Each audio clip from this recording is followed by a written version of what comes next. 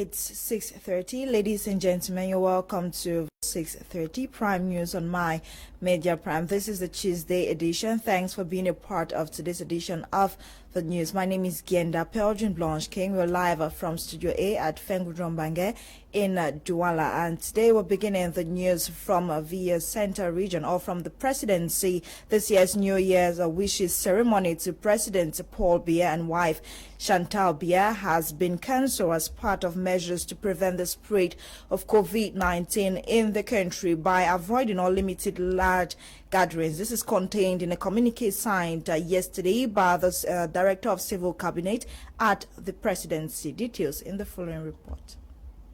State President Paul Biya announced yesterday New Year wishes ceremony has been cancelled due to COVID-19.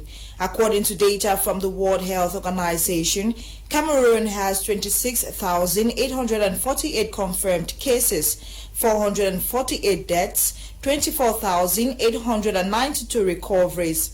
Countries have been called to be vigilant, especially as the world counts millions of positive cases with threats of a second wave of COVID-19. This is one of the several events that have been cancelled in the country recently as part of measures to prevent the spread of COVID-19. The traditional New Year wishes ceremony, which brought together dignitaries from in and out of the country, has been cancelled, and in place of the usual meet and greet ceremony, President Paul Biya sends private messages to all Cameroonians through all available mobile telephone networks as after his end-of-year address on December 31, 2020. He equally calls on vigilance, consciousness, and strict respect of anti-COVID-19 measures, especially the compulsory wearing of nose masks. We now revisit the address of the head of state on the 31st of December 2020. Yesterday, we brought you highlights or reactions from state officials in the littoral region. Today, we'll go into the southwest, where the senior divisional officer for FACO, Emmanuel Ngamba Ledu, alongside his collaborators and local authorities in FACO, equally followed with keen interest the message of the head of state. Komo Norembom gathered their reactions in the following report. It is a tradition for senior divisional officers to commune with their closest collaborators every 31st night, share a common meal, while listening with keen interest the head of state's New Year message to the population. This was the case in Limbe, headquarters of FACO division, as administrative authorities, political authorities, divisional delegates, and forces of law and order gathered at the Botanical Gardens hilltop residence of the senior divisional officer for FACO to listen to the head of state's New Year message addressed to the population of Cameroon and FACO division in particular. For many, the 21 minutes New Year message is a summary of all what transpired in 2020 and a way forward for 2021. The message was a wonderful message full of hopes and Families of children attacked at the Mother Francisca International Bilingual High School, Kumba, have received assistance from K-Towners and international non-governmental organization and the Cameroon community in China. The financial support was handed to the families by the Kumba City Mayor. Details with Tamfu Sidwan Dimbia. Families of children shot in Kumba on the 24th of October 2020. On the 2nd of January 2021, they received assistance from K-Towners International, a non-governmental organization, and the Cameroon community in Guangdong, China. These items were received and handed to the families by the Kumba City Mayor, Mr. Gregory Miwano, who also doled out the sum of 200,000 francs CFA in cash to support the gesture. He also provided entertainment for a communion with the families. He stated that the K-Towners International and the Cameroon community in Guangdong, China, assisted the families in order for them to carry on smiling faces even as they mourn the dead and cater for the hospitalized children respectively. That they could smile, that they could laugh, that we could chat together, we could eat together, we could share together, we could drink together, and that we could receive the gifts, the donations from the K-Towners International in the United States of America. We will receive gifts from the Cameroonian community of Guangdong, China. They also used the opportunity to thank the association for their gestures. Thank you. Thank you for being our brothers. Thank you for being our sisters. Thank you for standing by us at this moment when we need it. To the Secretary General and Country Coordinator, Barrister BrigadeAntiSardinard, the association saw it necessary to support the affected families. So after the massacre which occurred on the 24th of October 2020, they are studying wise to see how they can raise funds to assist the injured families, that is survivors and the diseased families. Meanwhile, Mr. Nokombele Kevin, former government delegate of Kumba, believes that the donation to the affected families were timely at a time when the President of the Republic closely mentioned the Kumba school attack at his end-of-year address to the nation. I say very significant because it comes just 2 years after the head of state addressed the issue that has brought us here today. Parents of the children attacked at Mother Francisca International Bilingual Academy Kumba expressed happiness as they received financial support.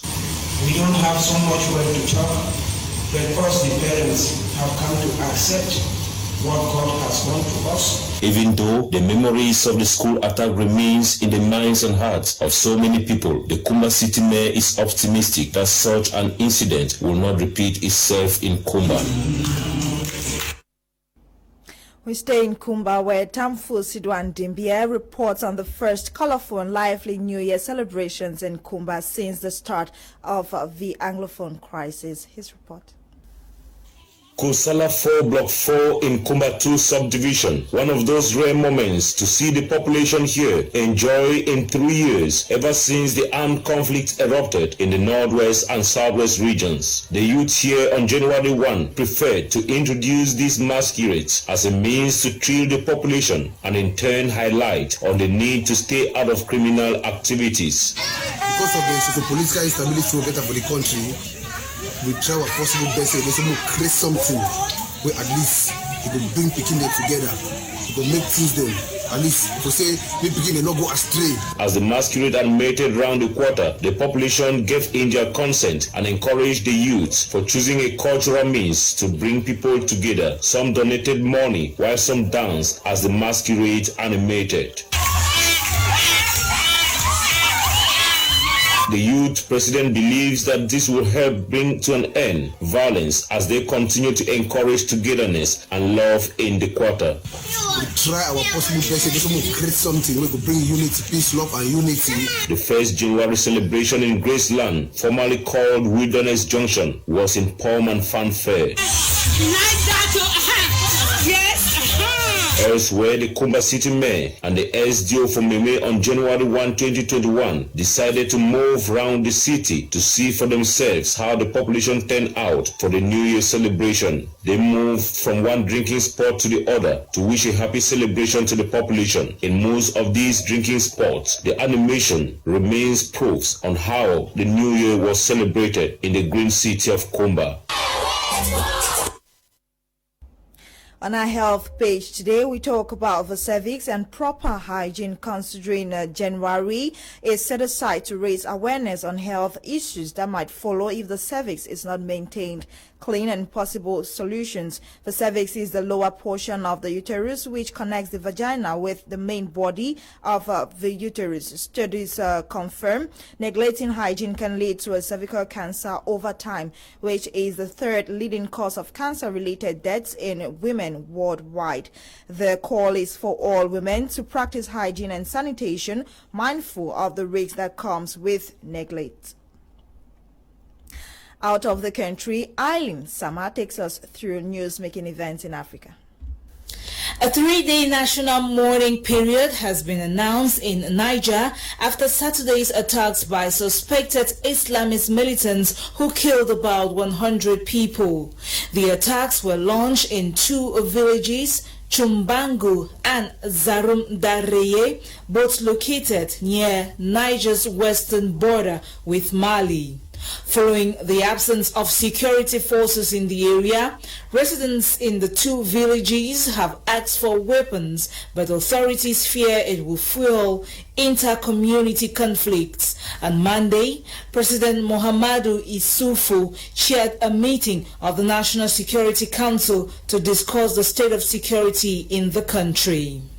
President Faustin Archange Touadéra of Central African Republic has been re-elected after securing nearly 54% of the votes. The Electoral Commission said the results made a second round run-off unnecessary. Former Prime Minister Anicet Georges finished a distant second with just 21% of the vote, while Martin Zingele finished third with 7% of the vote. A total of 16 candidates ran for the presidential race, including 3 women. However, opposition candidates have said the election was riddled with massive irregularities. France has opened investigations into former DRC rebel leader Roger Lumbala, accused of complicity in crimes against humanity for his actions during Congo's civil war in 2002. The investigation was announced on Monday after Mr. Lumbala's arrest on Saturday. His charges are over actions predominantly against the Nandi and Twa ethnic groups in northeastern Ituri region. It is worth mentioning that in 2003, the UN had accused Mr. Lumbala's party of human rights abuse. Rwanda has banned public and private transport between districts and the capital Kigali after the rate of coronavirus infections reached alarming levels, according to health officials. Domestic and international tourists can still travel across the country but must carry proof of negative COVID-19 test results. December was recorded the deadliest month, claiming half of the total 105 deaths reported so far since the first case was confirmed in March 2019. Officials believe travel from cities to countryside during the festive season is behind a new surge in infections. We talk sports. We're a few days away from the start of the African Cup of Nations, and teams are getting ready ahead of the Jamboree. Let's now join our reporter Etape Content with sports news in the French language. Dès le coup d'envoi, les MENA marquent le premier but à la 3e minute par l'attaquant Moussa Adamou Issa. 35e minute plus tard, Ibrahim Adibrila Issa ramène le score à 2 buts contre 0. But marqué sur penalty à la suite d'une main camerounaise dans la surface de réparation. À titre de comparaison, contrairement au premier match contre l'Ouganda où le score était de parité 1-1, dans cette autre rencontre Cameroun-Niger, la copie des Lions A' était truffée de mauvaise organisation du jeu, la lourdeur physique et un manque de technique. Cependant, malgré une seconde mi-temps bien meilleure que la première, avec l'entrée en jeu de Jacques Zoua, buteur à la 87e minute, l'équipe n'a ni égalisé ni rassuré le public, aussi venu nombreux. Malgré les assurances du sélectionneur Martin Tougounpili, les Lions A' continuent d'inquiéter à J-11 du coup d'envoi du CHAN. Par ailleurs, la Zambie a été battue hier 2-1 contre l'Ouganda. Pour l'heure, l'on n'attend plus que la prochaine sortie du Cameroun avec cette équipe de Zambie le 7 janvier, c'est-à-dire dans 2 jours. And then with our sports report, we end today's edition of Prime News on My Media Prime. Thanks for being a part of today's edition. Join us tomorrow, God willing, at 6:30 for another edition of Prime News on My Media Prime. Faith Tata Bernier coordinated the news, produced by Ewane Eli Nolinga. My name is Gianda Peojin Blanche King. Stay tuned to My Media Prime at 7 p.m. Prime Hour will be live with Leonard. Enjoy today's edition of Prime Hour and good night.